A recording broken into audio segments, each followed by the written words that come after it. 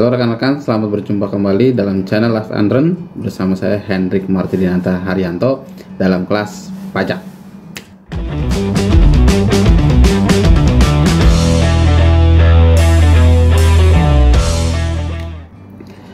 Oke rekan-rekan, alhamdulillah jadi hari ini kita bisa ketemu lagi ya dalam kelas pajak yang tentunya saya berharap semua yang kita diskusikan dalam kelas pajak yang kita bikin singkat-singkat ini biar tidak terlalu membosankan dan tidak terlalu membuat Anda mual gitu ya.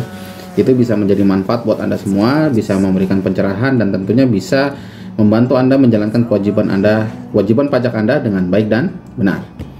Oke rekan-rekan, alhamdulillah sekarang seperti yang kemarin sudah kita bahas bahwasanya hari ini kita masih belajar dasar dari perpajakan rekan-rekan ya. Jadi terakhir kalau teman-teman ingat dan teman-teman mengikuti channel saya ya, terutama dalam kelas pajak ini, kemarin kita sudah membahas sebuah pertanyaan yang kira-kira pasti muncul dalam sebuah benak ya, dalam semua benak calon-calon wajib pajak ataupun wajib pajak.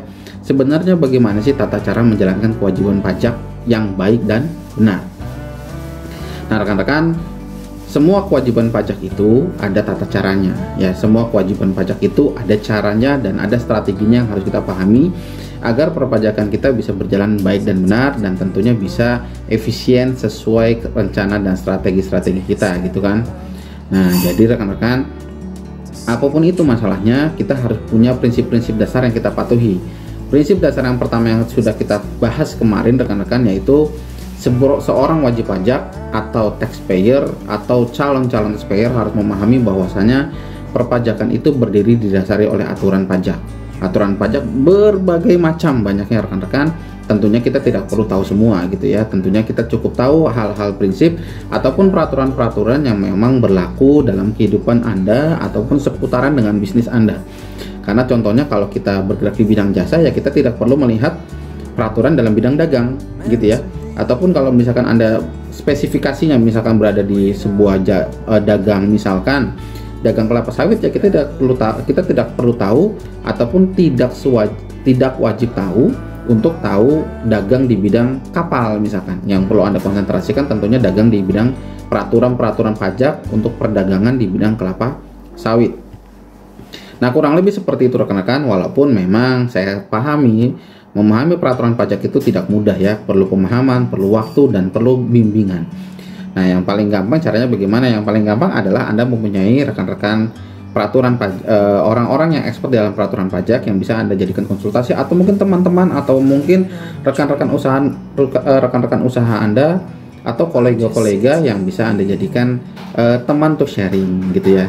Ataupun Anda juga bisa bertanya dalam channel saya seperti ini, dan itu sangat saya harapkan dan insya Allah saya akan jawab dengan baik gitu ya, entah dalam bentuk jawaban langsung ataupun konten-konten berikutnya yang memperjelas jawaban Anda. Jadi rekan-rekan ya, sekarang kita akan masuk ke bagaimana tata cara menjalankan kewajiban pajak yang baik dan benar untuk yang kedua gitu ya. Oke, jadi rekan-rekan, setelah kita tahu bahwa peraturan itu yang menjadi dasar, bahwa dalam rangka menjalankan kewajiban pajak itu kita perlu sangat memahami peraturan, karena dari peraturan itu yang kita bergerak, dari peraturan juga kita akan menemukan strategi-strategi, dan dari peraturan juga kita bisa menjadikan bahwa apapun yang sudah kita jalankan itu baik dan benar. Sekarang cara yang kedua adalah rekan-rekan, apa yang harus kita siapkan agar pajak kita itu tidak ada masalah di kemudian hari. Karena kalau punya masalah di kemudian hari terhadap perpajakan itu sesuatu yang sangat berbahaya sekali rekan-rekan, adalah pembuktiannya gitu ya rekan-rekan. Pembuktian atau dokumen-dokumen atau evidence yang menjadi underlay setiap transaksi kita. Ya tentunya dalam hal ini kita bukan bicara saja transaksi-transaksi sehari-hari ya, tapi juga transaksi-transaksi kewajiban perpajakan. Kenapa harus seperti itu rekan-rekan? Karena memang petugas pajak dan ataupun kita secara umum pasti ya logikanya tidak akan langsung percaya kepada pendapat-pendapat atau pembuktian-pembuktian yang cuma disampaikan secara lisan. Ya misalkan kita sudah mengaku sudah lapor, kita mengaku sudah bayar, kita mengaku sudah melaksanakan ini dan itu, tapi ternyata dokumennya tidak ada, entah secara soft copy ataupun secara hard copy. Dan itu sangat berbahaya sekali rekan-rekan, karena kalaupun Anda sudah menjalankan kewajiban-kewajiban perpajakan Anda dengan baik dan benar, gitu ya, dari peraturan-peraturannya Anda sudah benar, tepat waktu dan seterusnya, tapi pembuktiannya tidak Anda jaga dengan baik atau pengarsipannya tidak Anda jaga dengan baik, itu akan menjadi masalah rekan-rekan ya, akan menjadi masalah yang memang itu akan membahayakan sekali. Nah, sesuai dengan peraturannya rekan-rekan, bahwasanya dokumen perpajakan itu berlakunya 10 tahun ya, kadaluarsa dokumen perpajakan berlaku 10 tahun gitu ya. Ada beberapa pendapat yang menyampaikan bahwa bukannya dokumen perpajakan itu kadaluarsanya 5 tahun. Betul, tapi sebenarnya yang lebih tepat lagi adalah kadaluarsa yang 5 tahun itu adalah kadaluarsa untuk pemeriksaan pajak. Memang kita bisa mengambil kesimpulan jadinya bahwasanya kalau sudah 5 tahun lewat itu menjadi jauh lebih aman daripada sebelum 5 tahun. Nah, jadi contoh misalkan sekarang tahun 2021, untuk dokumen-dokumen kita yang 2016 ke bawah itu sudah lebih aman. Walaupun kalau kembali ke peraturannya bahwa kadaluarsa dokumen 10 tahun, kalau Anda terjadi tindak pidana atau memang Anda terindikasi punya tindak pidana di bidang perpajakan ya, atau disebutnya tindak pidana bukti permulaan, itu dokumen itu tetap berlaku 10 tahun. Jadi Anda tetap bisa ditanya-tanya, tetap bisa dikasuskan kalau memang Anda terbukti tindak pidana. Tapi di luar itu rekan-rekan, dan saya yakin sekali pasti pemirsa di sini, teman-teman di sini, para taxpayer, para pemenuh kewajiban pajak, itu tidak ada lah ya yang sampai ke tindak pidana. Karena kalau sampai tindak pidana rekan-rekan, luar biasa sekali, tekanannya luar biasa sekali. Dan itu semuanya bisa bermuara dari mana? Dari dokumen yang tidak baik rekan-rekan, dari dokumen yang tidak rapih. Bagaimana tata cara penyimpanan dokumen? Ya tentunya teman-teman, setiap orang punya sistem masing-masing. Kalau misalkan seperti kita sudah melakukan lapor, apa saja yang harus disiapkan? Ya mungkin tentunya form SPT-nya sudah kita siapkan, gitu ya. Memang zaman sekarang form SPT itu sudah tidak lagi ada tanda tangan ya rekan-rekan ya, karena semuanya sudah online atau minimal buktinya, dan semuanya terarsipkan dalam folder-folder di laptop Anda, di PC Anda. Seperti di laptop saya ini rekan-rekan, harus terperinci dengan baik dan benar gitu.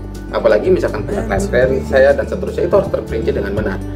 Apakah sekarang masih ada dokumen-dokumen yang belum soft copy? Tentunya masih ada. Kita tidak menutup mata bahwa di luar sana banyak sekali orang yang tidak terbiasa dengan perangkat elektronik, bahkan dengan pengaplikasiannya. Jadi pihak pajak pun masih membuka pelaporan manual, masih membuka pelaporan secara langsung ke kantor pajak, walaupun sudah sangat dihimbau untuk melakukan secara sudah dihimbau untuk melakukan pelaporan secara online gitu rekan-rekan. Jadi karena sudah online, tentunya bagi teman-teman yang sudah terbiasa dengan itu akan lebih menguntungkan karena semua buktinya sudah soft copy gitu rekan-rekan. Terutama untuk pelaporan tahunan, pihak pajak masih membuka pelaporan langsung atau non online. Kenapa? Ya karena tadi banyak sekali pemenuh kewajiban pajak di luar sana ya, mungkin di daerah-daerah yang belum mengenal atau sudah mengenal tapi belum tahu tata caranya, jadi masih lapor langsung. Itu diperbolehkan. Ya, dengan pembuktian itu kita perlu effort ya, karena sebaiknya kalau Anda bisa dan Anda sempat, bukti itu bisa Anda scan dan Anda masukkan ke dalam laptop atau PC, dan Anda organize dengan baik agar bisa dicetak ulang berapa kali pun kebutuhan Anda. Jadi itu rekan-rekan, itu adalah langkah yang kedua yang harus kita perhatikan dalam rangka kita memenuhi kewajiban pajak agar aman dan benar. Yang pertama ada tadi peraturannya ya, yang pertama adalah peraturannya. Yang kedua itu adalah apa? Pembuktiannya tadi. Ya, jadi kalau peraturannya sudah baik, pembuktiannya sudah baik, insya Allah akan berakhir indah. Gitu rekan-rekannya, insya Allah akan berakhir aman, insya Allah Anda bisa tidur nyenyak. Itu rekan-rekan. Jadi kurang lebih seperti itu rekan-rekan. Sekali lagi kita belum bicara teknis sama sekali, kita belum bicara mendalam, kita bicara dasar.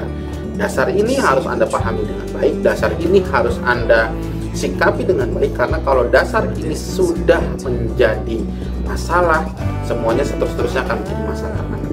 Inilah yang menjadi dasar. Mungkin dalam kehidupan kita yang menjadi dasar kita adalah aturan agama, bagaimana kita menaati perintah-perintah Tuhan. Dalam perpajakan inilah dasarnya, bagaimana kita menyikapi dengan baik peraturan-peraturan pajak dan bagaimana kita melengkapi dokumen-dokumennya. Itu sangat penting rekan-rekan, dari dokumen yang terkecil mungkin cuma sekedar kwitansi belanja di sebuah tempat belanja ya, sampai dengan dokumen-dokumen penting seperti faktur pajak, dokumen pembayaran pajak, dokumen SPT itu menjadi sangat penting. Nah, sekali lagi rekan-rekan, bagaimana cara pengasipannya teman-teman yang bisa menentukan sendiri, teman-teman yang paling tahu bagaimana yang terbaik untuk perusahaan Anda. Pesan saya adalah tolong diarsipkan dengan baik, tolong dijaga peraturannya dengan baik. Insya Allah semua itu akan membantu menjaga bagaimana pemenuhan kewajiban pajak Anda bisa berjalan dengan baik dan benar. Nah, rekan-rekan, ikuti terus channel saya di dalam channel Live and Learn bersama Hendrik Martadianta Haryanto, dan selanjutnya kita akan bicara bagaimana tata cara untuk menjalankan kewajiban pajak yang baik dan benar untuk yang ketiga. Yang ketiga ini adalah yang cukup penting dan yang paling bisa membantu menjaga cash flow kita, rekan-rekan. Oke rekan-rekan, semoga apapun yang kita bahas di hari ini, semoga apapun yang kita diskusikan di hari ini bisa bermanfaat buat Anda, bisa menjaga kehidupan perpajakan Anda dengan lebih baik, bisa memberikan solusi-solusi baru gitu rekan-rekannya. Semoga Anda tetap sehat, semoga Anda tetap dirahmati oleh Tuhan Yang Maha Esa. Keep positif, keep healthy, keep life and keep learn. Dadah teman-teman. Assalamualaikum warahmatullahi wabarakatuh.